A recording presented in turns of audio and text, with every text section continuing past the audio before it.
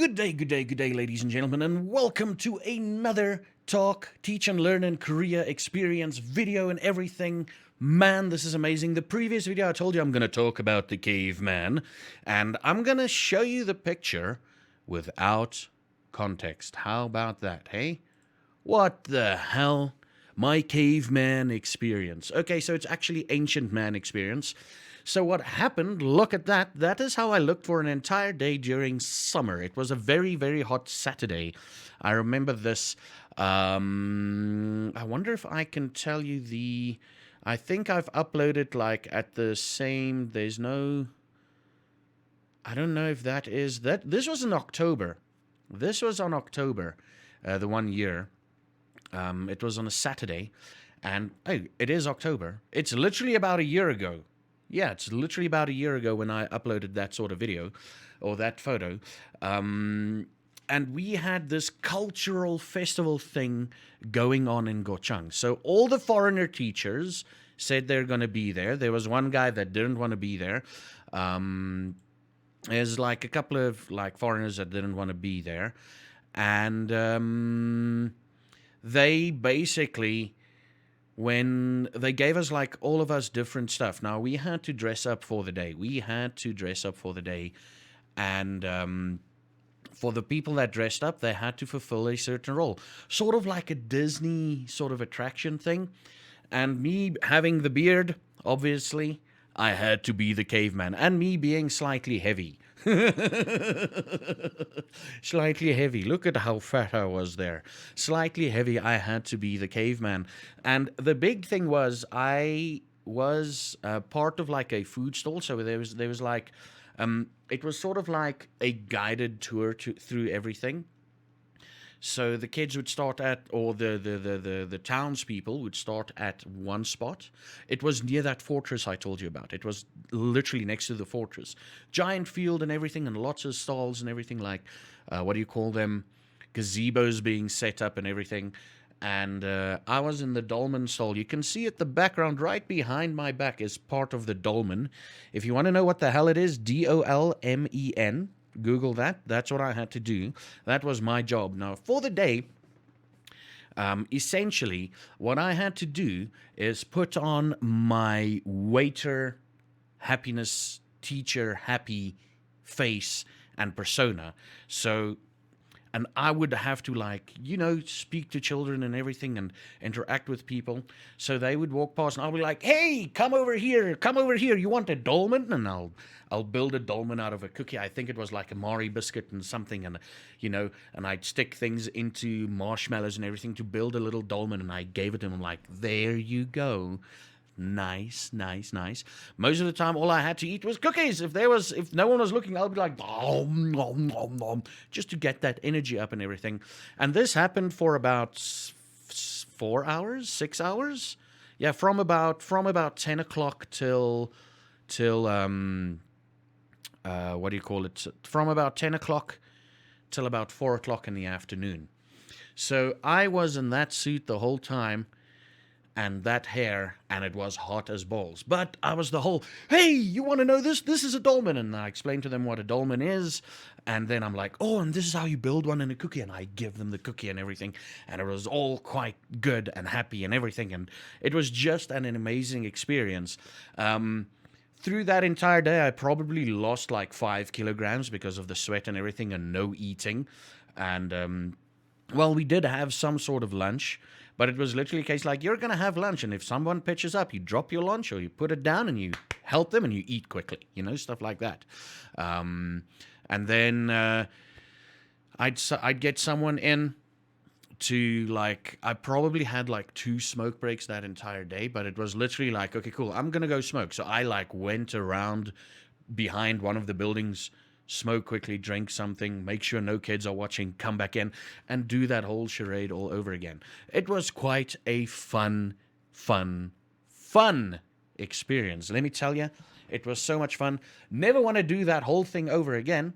Like, they were like, oh, we're going to get you next year too, because it's you had a lot of fun. And I'm like, yeah, I did not have a lot of fun. But it was fun at the time. But afterwards, I'm like, cool, I'm going to go sleep for hours because literally after that, I believe after that, I went for a shower and they're like, yeah, let's meet up somewhere. I'm like, cool. And we just drank. We got like, I think we got something the equivalent of like $80 for the day, you know, just to be a part of the cultural experience. I think we got like $80 for the day. And basically that night we drank almost everything out and ate everything out because it's like, okay, now we're done. We're done. We don't want to do anything. Let's get drunk and go to bed. So I believe that's what happened. If I remember correctly, we met up afterwards. I might be wrong. I might be wrong. All I know is I went and showered and I started drinking. I went to the. I think I told them, listen, if you are up for it, let's go drinking. And some of them joined. Some of the foreigners joined. The one foreigner that I told you about, that I don't even remember his name. He was a very weird character. He didn't sit well with me. And he also eventually just disappeared. Like, he did that whole dash and run thing. We woke up the one morning, it's like, oh, he's gone. It's like, oh, crap, really? But anyway, not to talk bad about anything. That was a fun experience. That particular day was a fun experience. And now, like I said, I'm going to jump all over the place with my fun experiences. Now, my first time. Now, this is the first time in 30, I think it was 31 years, 32 years, that I've had the following. Let me show you this photo. Now, we're going to get to that. Like, maybe I should just talk about that as well. So, I've never been, because I'm from South Africa. South Africa doesn't really have Comic-Cons or conventions or anything. And the ones they have is usually so fucking far away that I just never go there. So, my first ever convention that I've been at was Alicon. And this was, according to this thing, let me just see. Oh, fuck, that's the wrong photo. This was in 2014, was the first time I've ever been to a convention of sorts. Now, this is Alicon hosted in Gwangju, which is about an hour away from me, hour and a half away from me, roughly, from my hometown. And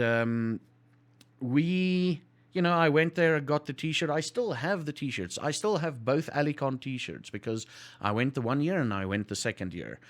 I still have both Alicon t-shirts there. If you've seen my earlier streams, you would have seen a purplish shirt and a green shirt. Now, the green shirt was the first Alicon t-shirt.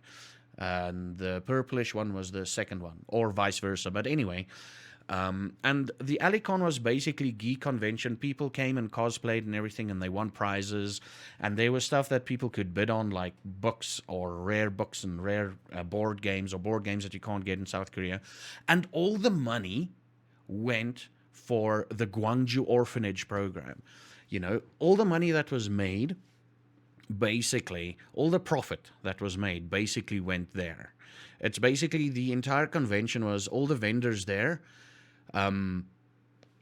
paid for their spot, and once they made the money they made to pay for their spot, they basically everything else, as far as I know, went to the Gwangju orphanage program, which essentially led to something like, I think that first year we had over 100 kids. So the Gwangju orphanage program is buy a kid, sponsor gifts for kids for Christmas. So for the kids in the orphanage in Gwangju, they didn't get Christmas gifts. So they normally don't get Christmas gifts. So what this thing did is basically made sure that kids in the orphanage got gifts for Christmas. And this is basically it. And that's the backstory of Alicon. And I'll also tell you about a couple of people that I met there. I need to tell you about the first alleyway. I think that's my next video. I'm going to tell you about the first alleyway. Like I said, it's going to be random. It's going to be all over the place. So this photo is after I've been to the first alleyway. So you see, this is going to be out of order.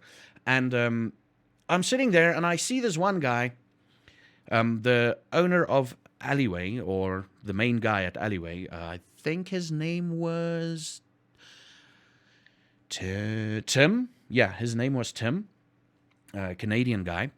And he's busy making things, and he's like taking bread, dipping it, like putting butter on the plate, putting cheese on everything, and just grilling the bread. And I'm like, what the hell is this? And Stephen, the other guy from Gochang that I told you about, we're also going to talk to him about him and Christmases at their place and everything. And Stephen is like, yeah, that's a grilled cheese sandwich. And I'm like, what's a grilled cheese sandwich? And he looks at me, he's like, you've never had a grilled cheese sandwich before? I'm like, no, I'm South African. I don't know these things. And he was like, okay, let me take you on a trip, right? And in the photo, he says, it was an honor to accompany Zafar as a spiritual guide as he partook in his first grilled cheese sandwich. I suppose this makes me a sandwich shaman. That was my first taste of a grilled cheese sandwich in my entire life, and it was amazing.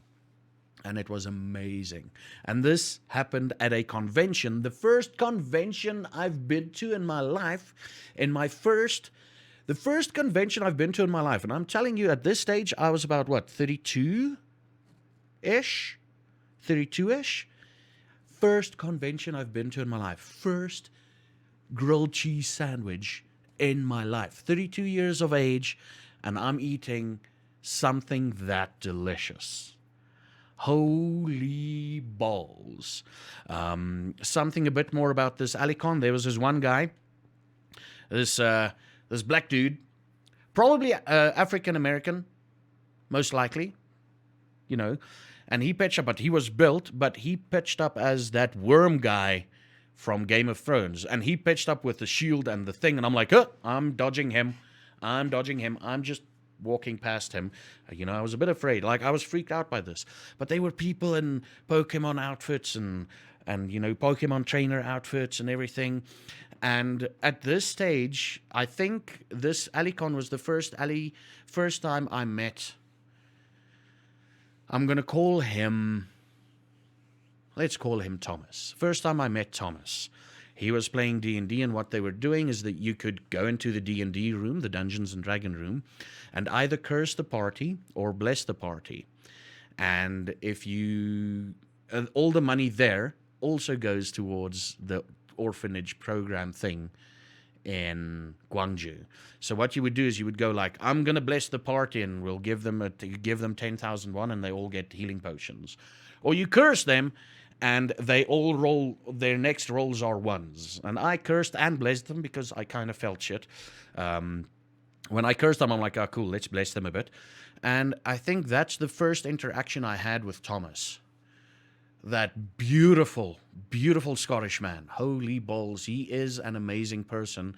And we'll talk about him a bit more in future episodes. That is basically that for this episode. My first grilled cheese sandwich and me as a caveman for entertainment purposes for the kids. Brilliant experiences all around. Let me tell you, I miss Korea more and more every day. Right? Let me just get a little bit serious. There are days that I want to kick myself for not studying more to stick around in Korea. But if I didn't come back to South Africa, I wouldn't have been a Twitch streamer. I wouldn't have done these videos. I wouldn't have done these videos. I would have just continued on teaching and not taking any of my creative endeavors seriously as I do now. But there are days where there's days where I cry a little bit, and there are days where I miss Korea. And I don't miss, people are like, oh, do you miss the people or the place? I'm like, I miss the place. I miss the easier lifestyle I had there. I miss the safer lifestyle I had there. And I believe that one day I will return. And hopefully we can make videos there. Hopefully I can literally walk down the streets and everything with a Twitch stream and just show you my daily thing in Korea, you know, my daily commute in Korea. I'd love to meet my teachers again, my co-teachers. They're probably all over the place now, but if I can get a meeting with them when I'm there for a holiday, or even if I stay there, I'll make a plan within the first 2 months to meet up with everyone, just to say, hey, thank you again for being part of my Korea, because it's just that beautiful, you know, it's just wow. And I miss it. I miss the place. I miss the peace. I really miss the peace. And I miss, to be perfectly honest,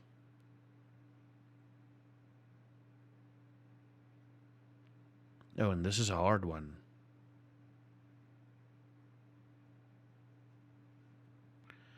I miss the happiness I felt in Korea. Don't get me wrong, I'm not unhappy here, but I was happier there. You know, if on a scale of 1 to 10, on a happiness scale of 1 to 10, I'm about a 7 constantly in South Africa. And in Korea, I was most likely a constant 9 or even a 10. So, yeah, I miss that. Yeah. Oh crap! This went sour very quickly. But let me call it there. I'm gonna go and cry for a little bit, and go wash my face and whatnot. I'll see you in the next video. Definitely, I'll see you in the next video. Please leave a comment and like or dislike on this video. Just interact with this video whatever way possible. And I'll see you in the next one, where we talk about my alleyway adventures. First alleyway adventures. I think it's going to be important, because the first alleyway adventures, alleyway had to close down, unfortunately, due to COVID. And I think if I can talk about the first alleyway experiences in one video, it'll be like a closing of that chapter. Okay, I'm gonna get real emotional. Ladies and gentlemen, I'll see you in the next video. Thank you for watching, and until then, have a good one.